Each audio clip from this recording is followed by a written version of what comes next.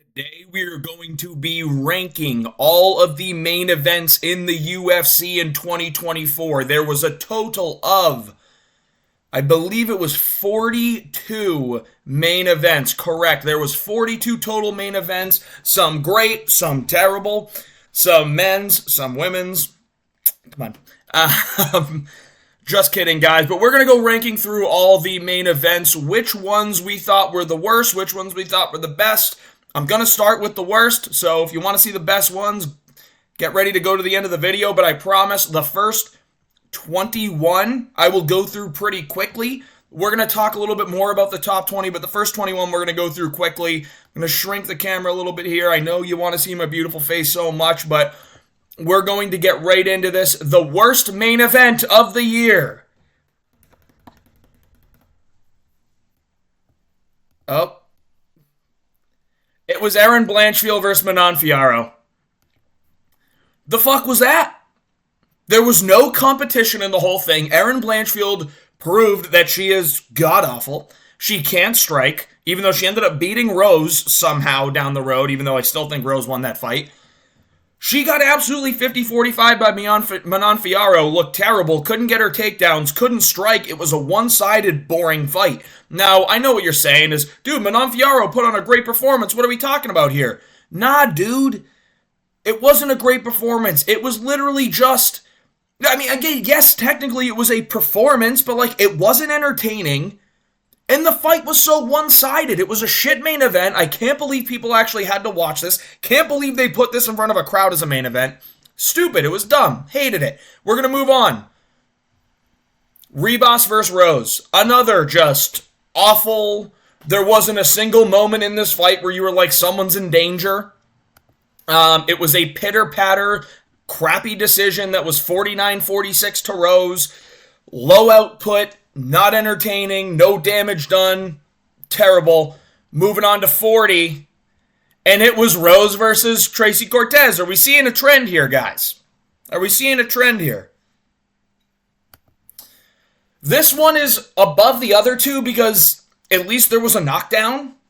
But also to look at that, it was a knockdown, but it was a boring-ass decision. There was a knockdown early, then nothing else happened the whole fight. It was a pitter-patter, boring fucking decision. Yay, we get to see Tracy Cortez get her eyelashes knocked off. The only reason it's above the other two is because there was a knockdown and because we got to look at Tracy Cortez during the event. Moving on to 39. Tuivasa and Tybura. Now, I know this ended in a round one finish, but this was not a very competitive fight. It's two fat heavyweights duking it out.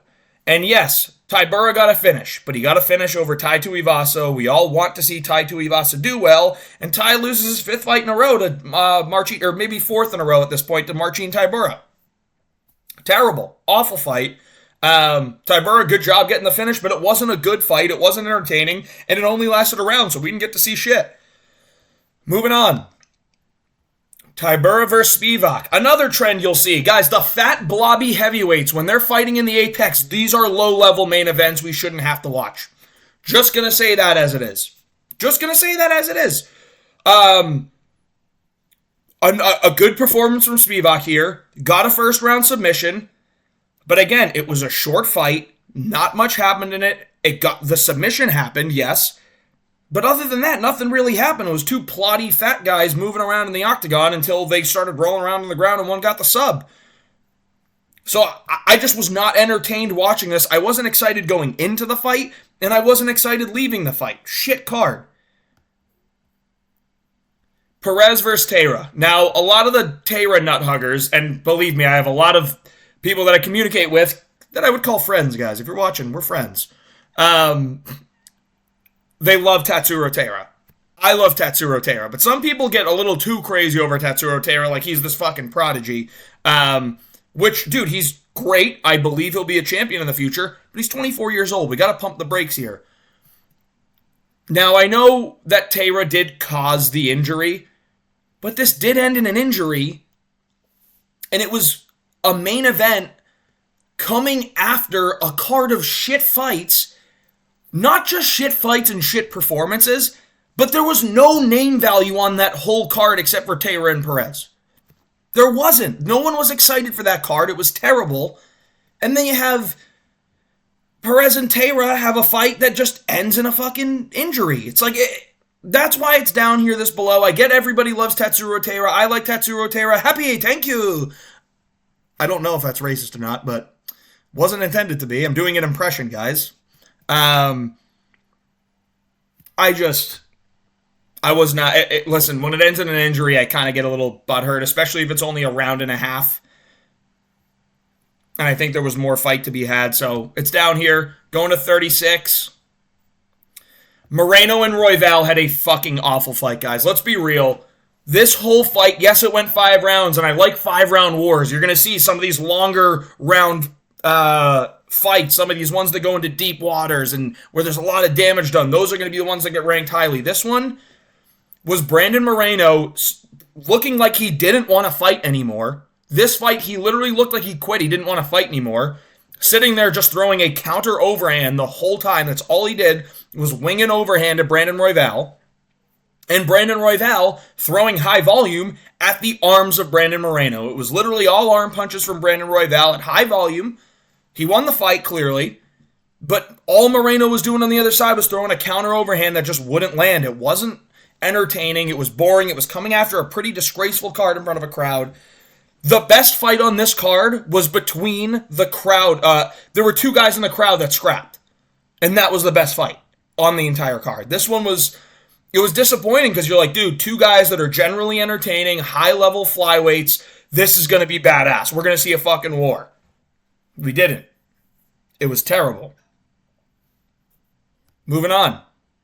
Hernandez and Pereira. Now, I know this ended in a finish, and if this ended in a first-round finish in spectacular fashion by Anthony Hernandez crazy ground and pound or Michel Pereira flash knockout, it goes higher on the list. But what this was an underprepared or bad weight cut, but a unconditioned Michel Pereira getting laid on and beat on for 5 rounds. Until we got a pity finish at the end. But if I'm looking at this, I'm saying Anthony Hernandez should have Michel Pereira out of there in the first 2 rounds with the way Pereira looked. Or Pereira should have got a knockout in the first round. Now, Anthony Hernandez did look good. It did look impressive. But this was not fun to watch, guys. Who are we kidding? It was, every round was the same thing. Anthony Hernandez got the takedown, got to a mount position, got to a side control position, got to a half guard position, and landed pillow pound and ground and pound. That's what it was for 4.5 rounds. A finish comes in the 5th. What the fuck was that fight, dude? It was so one-sided, and the other side didn't show up ready. They didn't have the cardio ready to go more than 2 minutes. So I'm not giving it a high ranking, guys. I like Anthony Hernandez. I like Michel Pereira, but this fight was actually a disgrace. Especially because in the middleweight division, these are 2 prospects. But moving on, Lemos and Chandradoba. This is where things start to get okay. Listen, there's not a lot of value in this fight, right? It's, women's flyweight. No one really gives that much of a shit about, women's strawweight. Everyone knows it's whoever's going to go up against Zhang Wei Li. But neither of these women have that much name value. Like, Lemos has power and danger, but Chandradoba is actually really, really good. Her jiu-jitsu, her wrestling's very good. It was pretty much dominance. Like, Chandradoba got her submission, so it was good. It's getting points for ending in a finish. Skilled finish, too. Just wasn't that entertaining of a fight. There wasn't really danger outside of the submissions in this fight. Like, no one was... And again, I get the submissions are danger, so I don't want to come off the wrong way. It just... This wasn't one that everyone was jumping out of their shoes out of. I predicted this perfectly. Thought it was going to be submission. Expected it to be in, like, round 2 or 3. But, yeah, listen, it was all right. It was a good performance from Chandradoba, but there just wasn't much coming back her other way. So, good performance from Chandradoba, but they are down here. Gaziev and Rozenstruik. Now, as far as pathetic, this could be at the top of the list because Gaziev literally got finished by cardiac arrest. He was too fat to keep going on, but Rozenstruik and him just had a shit performance, honestly. It was dog shit. It was slow. Listen, Rozenstruik was able to pick apart Shamil Gaziev the second Gaziev gassed out, which was like 5 minutes into the fight.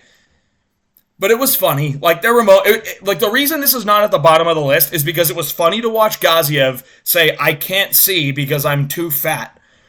And it was funny to watch him go face first into the fence, failing a takedown. I'm going to be honest. Shamil Gaziev's a funny guy, dude. Funny guy to watch. Ah, yes, good fight. Yes, good fight. And Rosenstrike kind of just picked him apart all fight, showed levels to the game. This was an unranked heavyweight fighting a ranked heavyweight on the main card. This was not main event worthy. So this is going to be down here. It was a shit fight to watch, guys. Let's be real. Moving on, Merab and Sean O'Malley. Now, some people are going to get upset because for some reason we're all Merab fans now that he won. Okay. I just didn't think it was entertaining, guys. There was no entertainment value in this fight. This was Sean O'Malley at range trying to land one shot at a time because he was afraid of the takedowns. And this was Merab shooting and landing takedowns and landing knees to the thigh or putting in guillotines that weren't really in the whole time. He was just holding on to O'Malley for 3 out of the 5 rounds. And O'Malley was just being selective with his shots for 2 out of the 5 rounds. The other 3 out of the 5 rounds, O'Malley didn't want to fucking throw at all. It was a shit fight, guys. It really was. And it was just the main event of the Spear, super under-delivered. This is at the bottom of the list, guys. This was a really, really bad fight. Call it how it is. Merab won. Yes, he won. He won clearly 3-2. But this was not a good fight. It was not. It was not entertaining. And I don't want to say it was low level, but just not much happened at all. So we're going to move on to 31, which was Lewis versus Nascimento. Listen, I love watching Derek Lewis win. I love watching him get a knockout win. And the knockout was good. It's good to see that he can still hold his own. But again, this is not a main event-worthy fight. Rodrigo Nascimento, the number 15th ranked heavyweight, versus Derek Lewis, the number 11th ranked heavyweight, headlining the card in St. Louis after such a sick card, too. This being the main event's a little bit of a damper, man. Just watching 2 fat guys go at it yet again. Where Nascimento's having moments. Now, it was good to see Derek Lewis be able to get up from the grappling and then actually get his knockout, but we saw that Rodrigo Nascimento's not on that level. He's not that good. And Lewis, again, looked much better, but dude, it was a slow-paced, meh fight that ended in a good finish. So it's above these, but it's not much above them. Moving on to 30. Magny and Pratis. Now, good finish, but I don't know if you remember this. This was a 1-round fight that ended in a left-hand landing from Carlos Pratis. Or maybe it was actually his lead jab, but the other moments in this fight was like Pratis landing, hurting Magny, then Magny going to the clinch. Like, it would be moments where Pratis would hurt Magny, and then Magny would immediately go to clinch and push up against the cage, and that's where most of this fight was taking place. So it was boring clinch fighting until Pratis got a separation. Then he had a few moments, but there was maybe 25 total seconds of entertainment in this fight, and the other ones were just staring at range where nobody's doing anything, or Magny grabbing Carlos Pratis against the cage. So, listen, guys, I know we're all Carlos Pratis fans. It was a good finish, but as far as the main events were this year, this is not top 10, this is not top 20, this is not top 25. It's number 30. It ended in less than a round, which I'm not going to take too much away from, but outside of the knockout, nothing else really happened. So we're going to move on to 29, and that was Nicolau versus Perez. Listen, I don't think Matheus Nicolau is main event worthy. I'm just going to say it. At least Perez tries to swing and actually has knockout power. Nicolau tends to make a lot of his fights very boring. But this one was all right. Like, this was all right. And maybe I'm ranking it higher because I got it predicted correctly, but it was all right. Like, it ended in a spectacular knockout. But outside of that, it wasn't that good. Wasn't crazy high volume. It was a lot of Nicolau dancing around on the outside and Perez kind of hunting him down looking for the shot. And in round 2, he found the shot and he put Nicolau out cold. Made him look like Volkanovski against Topuria. You know that AI picture and video that goes around all the time? I keep saying that, but and then I keep going, dude, I'm a massive Ilia Topuria fan. And then I discredit all of his great knockouts to AI because I don't like seeing 2 of my favorites of all time get starched cold. But Ilya might find his way to be one of my favorites of all time. It is what it is, but Perez versus Nicolau was okay. Ended in a spectacular knockout. Not much happened after that.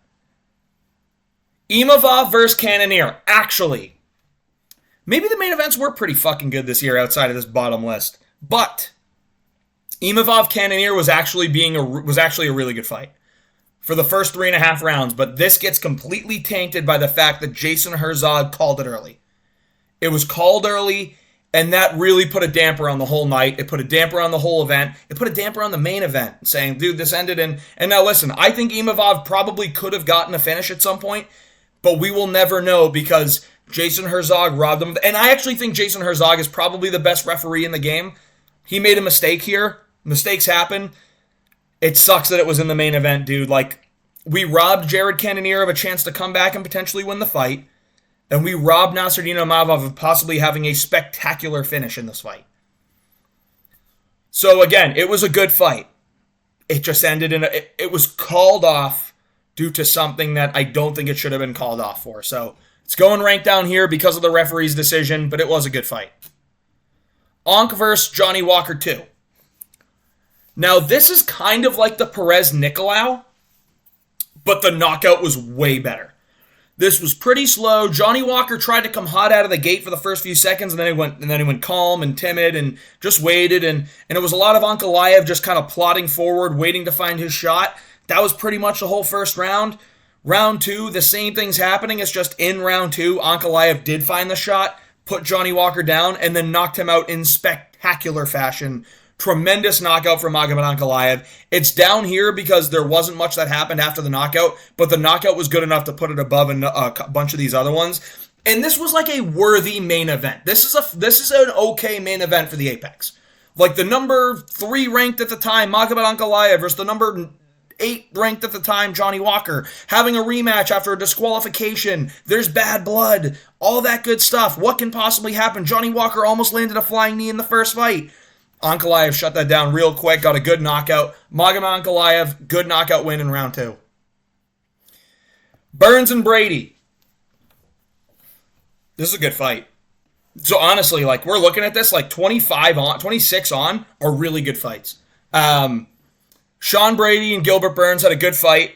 Now it's not above a bunch of these other ones because there was, and I don't want to say that grappling is going to be the thing that makes it boring because it's not, but there was a lot of holding on and a little bit of stalling in this fight, and it was very high level, a lot of high level technique. But even when they were on the feet, there wasn't much damage being thrown. Like Burns was looking for his big shots, and Brady was kind of just peppering jabs out there, landing 1-2s, and his striking looked a lot better.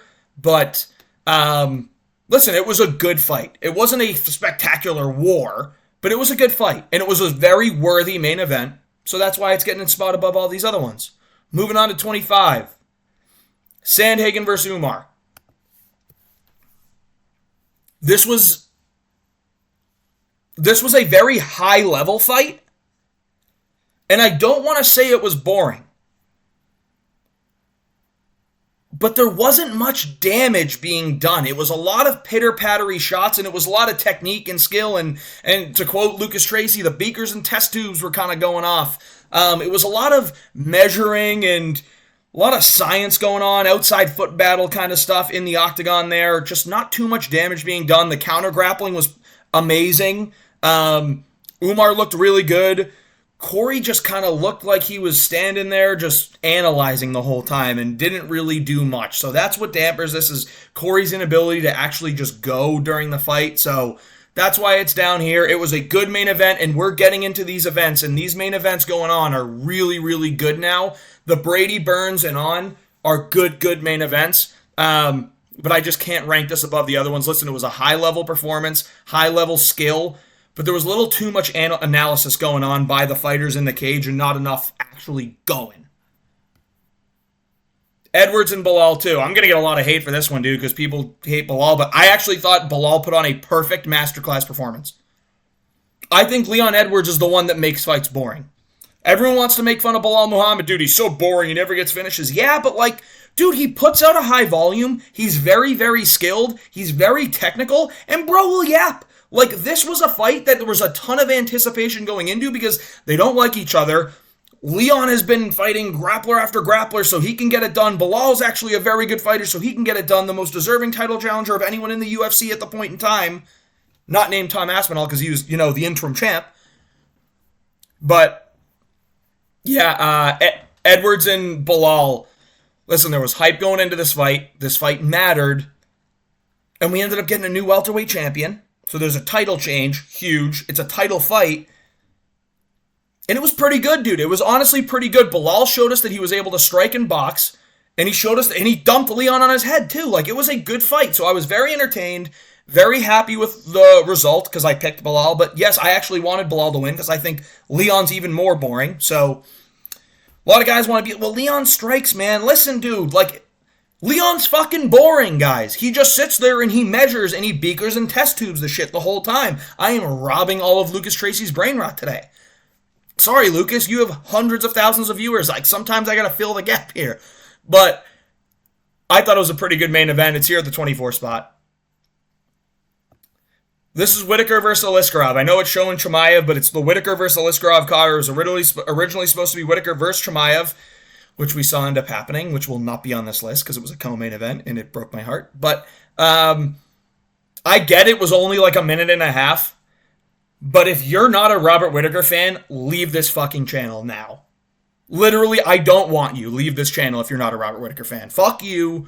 You're a bitch. Like, dude, he showed levels in a minute and a half. In a minute and a half, he showed levels. Landed a beautiful 1-2, or landed actually just a 2 right on the jaw of Aliskerov, gave him the jelly legs, stalked him down, throws a 1-2 head kick that glances off the head, and then perfectly times an uppercut and gets a knockout. So what did we get in this fight? Quick 1.5 round fight, ended in a spectacular knockout, like a flatline knockout pretty much. And one of our favorite fighters won. It was a high-level event in front of Saudi Arabia. Dude, a Robert Whittaker main event, you're never going to see that below top 25. So Whittaker versus Aliskerov goes to the 23 spot. Moving on to 22. Hermansson Pyfer. I thought this was a pretty good fight. Pyfer looked great for the first 2 rounds. Hermansson just outcrafted him for the last 3. It was good to see that the guys still in the rankings at middleweight are still good fighters, and it was good to see that, like, dude, Hermansson's not just this easy out. Like, he is a real test for people, and I do believe that Joe Pyfer is a future top 10 fighter in the middleweight division, maybe top 5.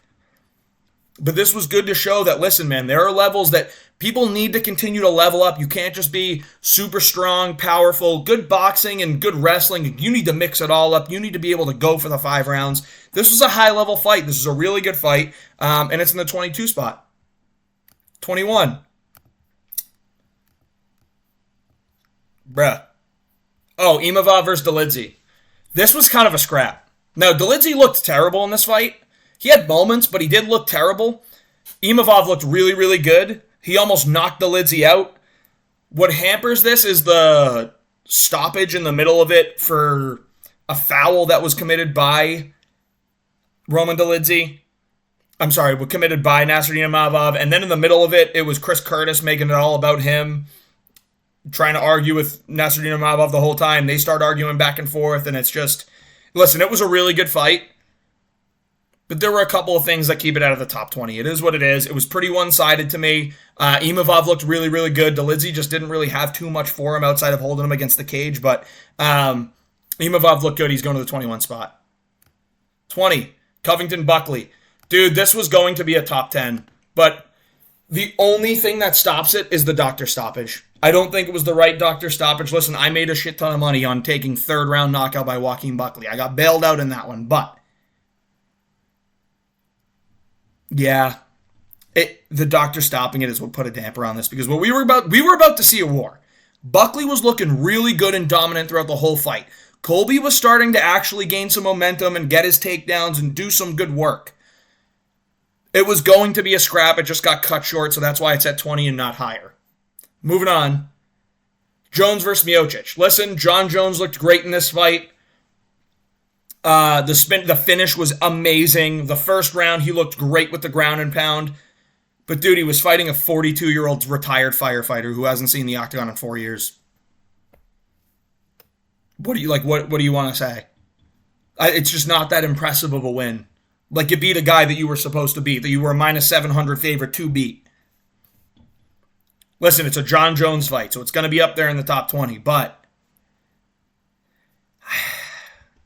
it's just he didn't have impressive competition coming back. I know Stipe Miocic is one of the best fighters of all time. Go watch my GOAT list so you can see where I have him. I agree with that statement, but not at the age of 42. Not coming off the couch, not having a win in over 4 years. Not in the middle of his firefighter brigade. Dude, Stipe should have stayed retired. It should have been Aspinall in this spot. That's what kills it. It should have been Aspinall in this spot. And Aspinall would have taken this fight on fucking 2 days' notice. But it was Jones Miocic. A John Jones fight's going to be up here because he is John Jones. It's just like, you're fighting a fucking old man. It was an impressive performance, but your competition was not the best. So it's down here at 19. Going to 18. Barbosa versus Lerone Murphy. This was an absolute masterclass performance by Lerone Murphy. I believe Lerone Murphy may have set a significant strike record for anyone not named Max Holloway in the featherweight division, but dude, Lerone Murphy looked really, really, really good in this fight. And the reason it's not higher is because it was so one-sided. But here's the thing: is like this is worthy of a main event of a UFC Apex card. 2 strikers. There was barely any grappling involved here. You have a dangerous guy in Edson Barboza on one side. You have an up-and-coming prospect in Lerone Murphy on the other side. And they duked it out. Barboza had maybe 3 moments the whole fight, but Lerone Murphy did a great job shutting him down. The only reason it's not higher is because Barboza really didn't have anything for Lerone Murphy in that fight. So it's going here at 18. Moving on, but it was a good fight. Albazi versus Moreno. This is very, very similar to the Barboza versus Murphy fight. Kudos to Albazi for standing in there and taking that absolute beating, but this was one-way traffic.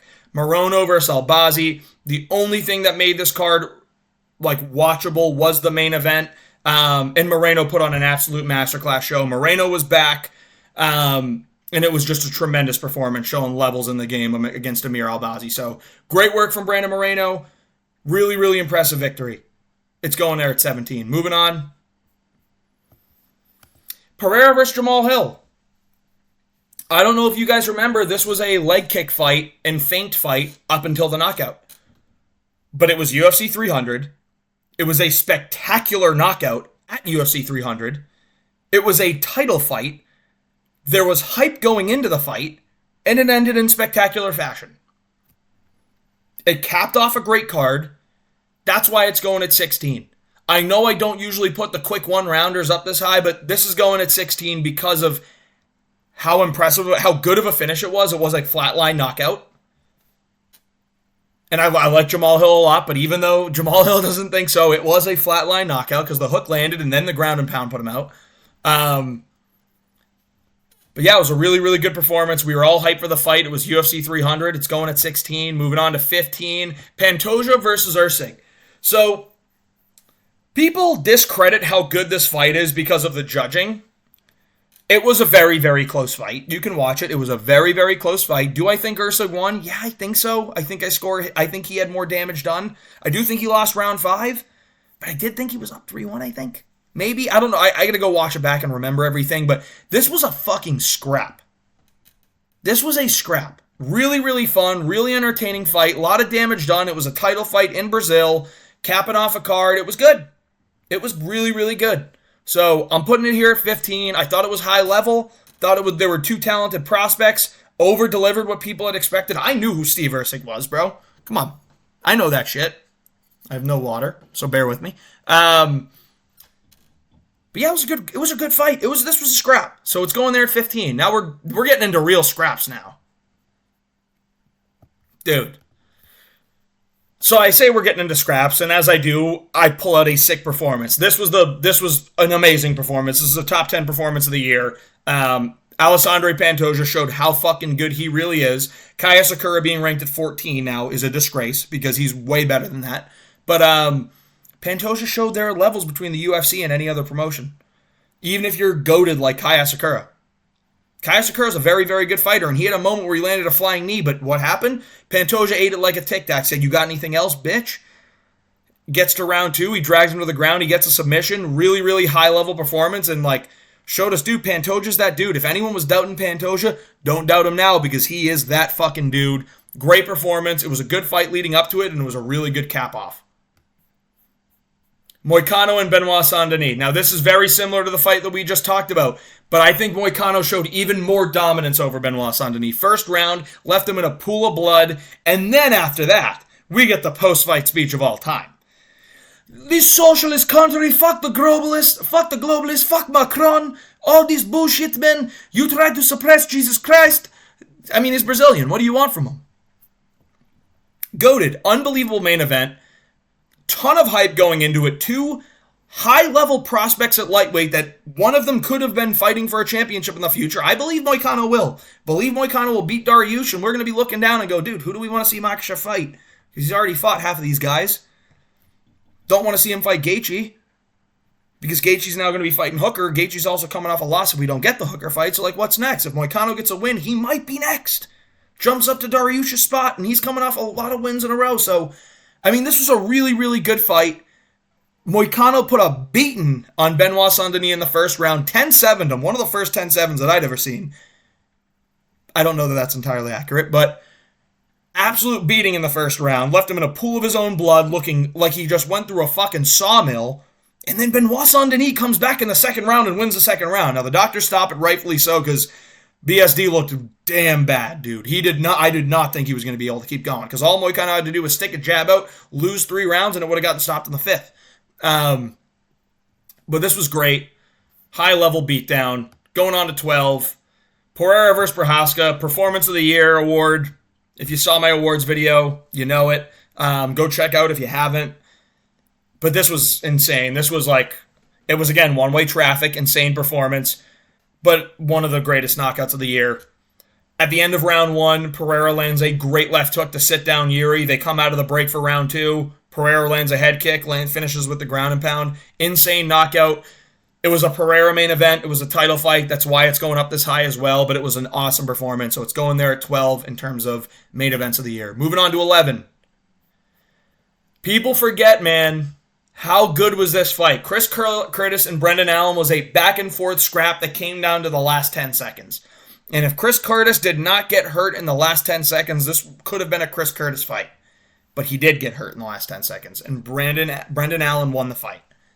But this was great back and forth. Trading on the feet, great boxing from Chris Curtis, improved striking from Brendan Allen, but the instincts of Brendan Allen in this fight to be able to go, oh my God, I'm hurt, and just find a way to get to the back and camp out for 30 seconds and try and work submissions and stuff.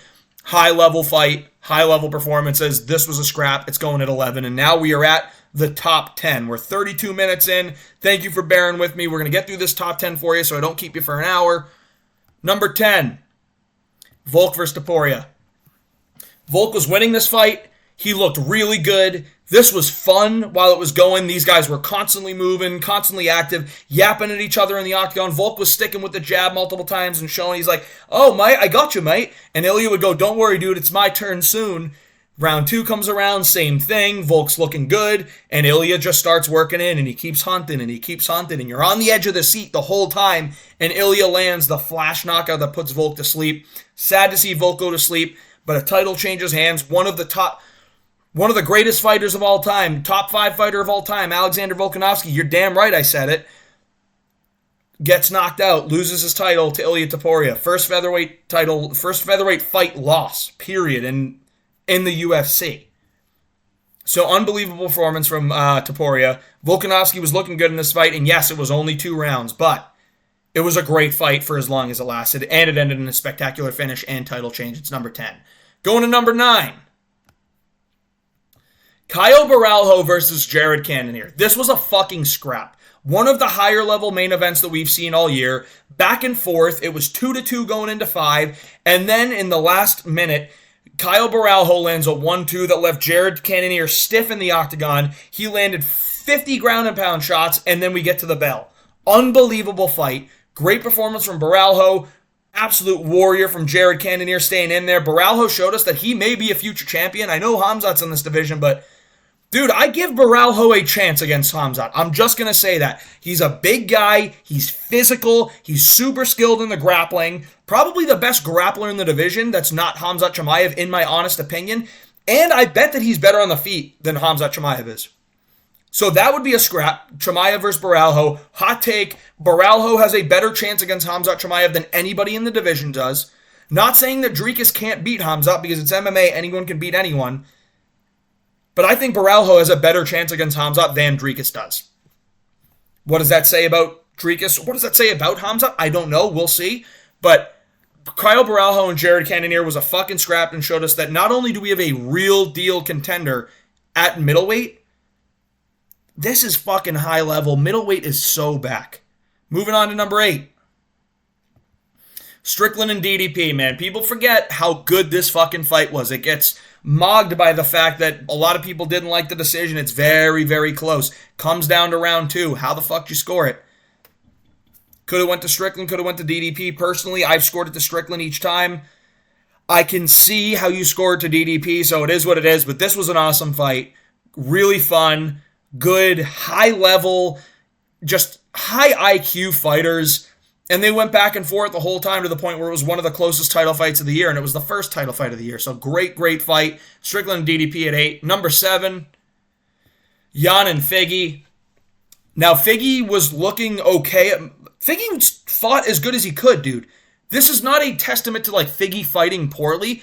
Petr Yan is this goddamn good, guys. He really is this fucking good. Put on a masterclass performance against a really tough contender in Deiveson Figueiredo. This was an unbelievably high anticipated fight that we have wanted to see for years. We finally get it while both guys are on win streaks now. So Petr Yan had won one fight against Song Yadong, then his next fight's against Deiveson Figueiredo. Deiveson Figueiredo was 3-0 at bantamweight going into this. High level scrap. The winner's going to be looking at close to a title fight. If Figgy won, he gets the title fight. But Yan won, so we might see if he wants one more. We'll see. But Yan and Figgy had a fucking scrap. Great fight.